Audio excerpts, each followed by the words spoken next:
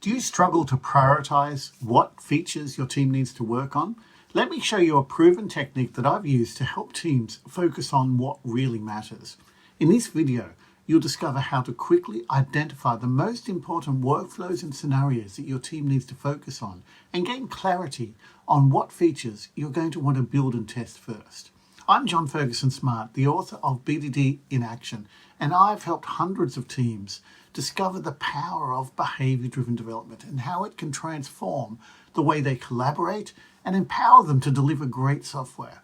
And in this short video, I'm going to show you a technique called journey mapping, which can help you deliver higher value features faster by giving your team clarity on what workflows they need to prioritize and work on first. Let's dive in.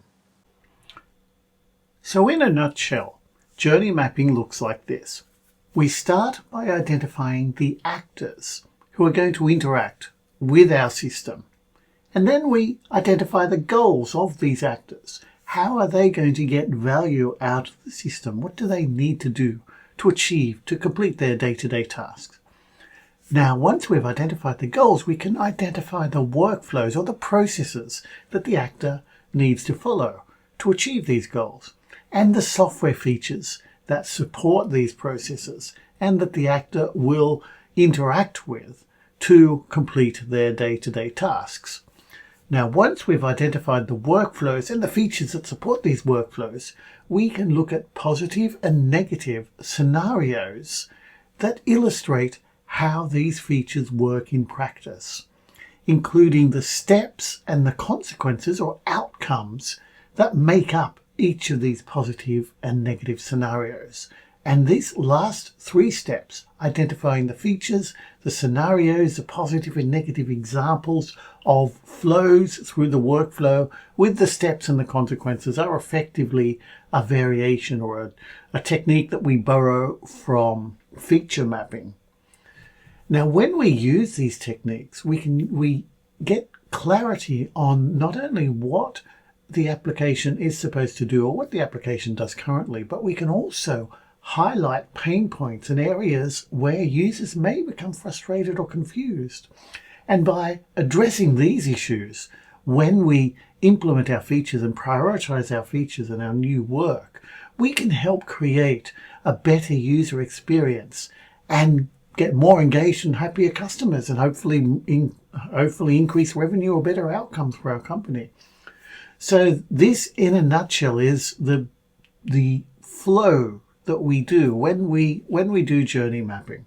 Now what we're going to do is look at a concrete example of journey mapping in action using a simple but realistic example. We're going to be looking at an imaginary online trading platform and seeing how we would use journey mapping in that context.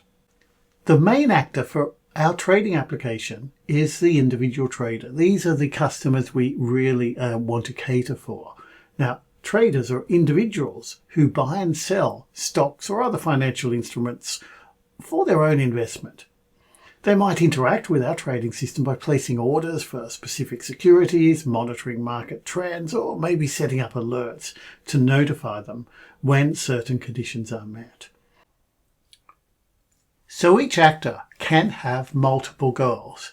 For our trader, our main stakeholder, our main customer, a primary goal is going to be able to invest in financial products, to buy and sell stocks, to make a profit.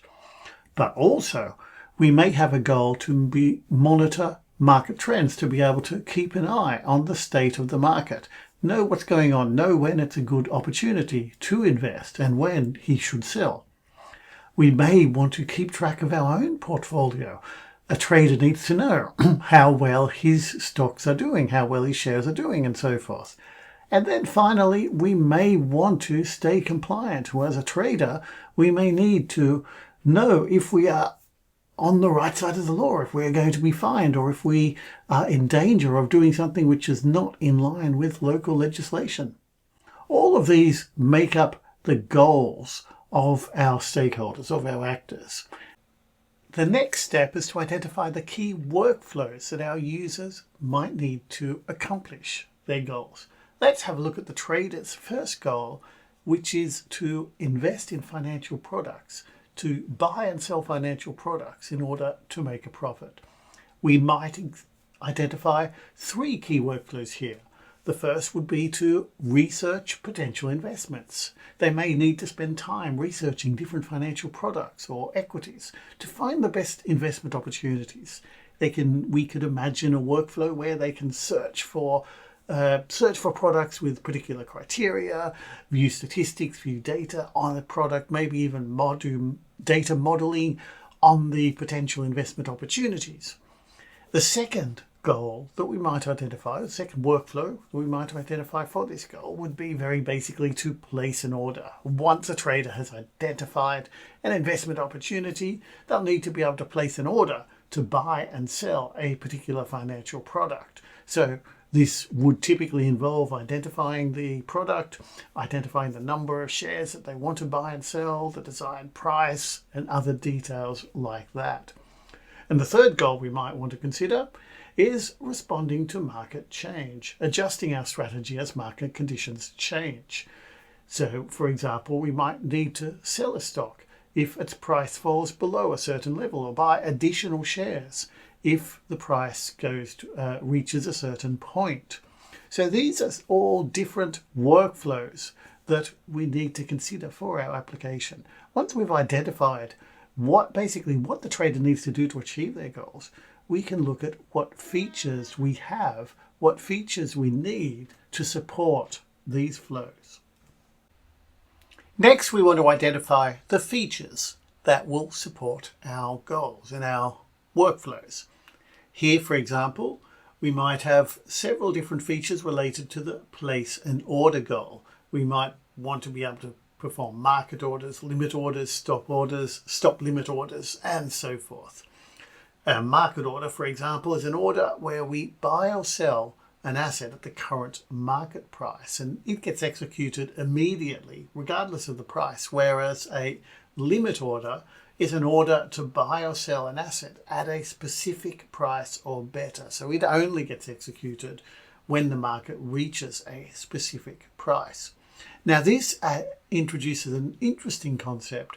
A feature can support multiple workflows. For example, a limit order is a way of responding to market change. So limit order would also support the respond to market change workflow. So let's go back to our place an order feature and see what sort of scenarios we could expect to illustrate this feature. Now remember, a scenario is a journey, a flow, an example of how a particular feature supports a goal.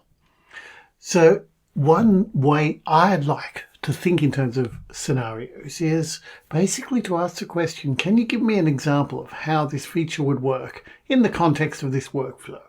Give me an example of how a trader would place an order for a market order. So we might have an initial example. Well, a trader might buy 200 shares. So just say a trader wants to buy 200 shares of a stock at a current market price. So they use the market order feature to place an order. The system executes the order. The trade gets placed immediately at the best available price. And then we say, what else could happen? What other examples, what other scenarios might we need to cater for? We might have the case of a trader selling shares. So imagine a trader has some shares. They want to sell the shares at a current market price. So they use the market order feature to place an order, and the system executes the trade immediately at the best current market price. Then we might consider edge cases. We might consider variations, negative scenarios. Now, in this user journey mapping, this journey mapping approach, our main focus was on what we call the steel threads, the general overviews, the flow through the system that makes our system hang together. But we do want to talk about other variations that we need to consider, other edge cases, if you like, sometimes negative scenarios that may be important. And so we can walk through these as well. There's always a balancing act between the breadth that we need to consider and the depth that we need to go in to get a good understanding of the requirement. And in this case, we might consider a third case of, but what happens if the trader buys some shares but the price is increasing rapidly? In that case, some of the shares might be purchased at the current market price, but some might be purchased at a higher price. Let's see how a journey map would play out for a particular scenario.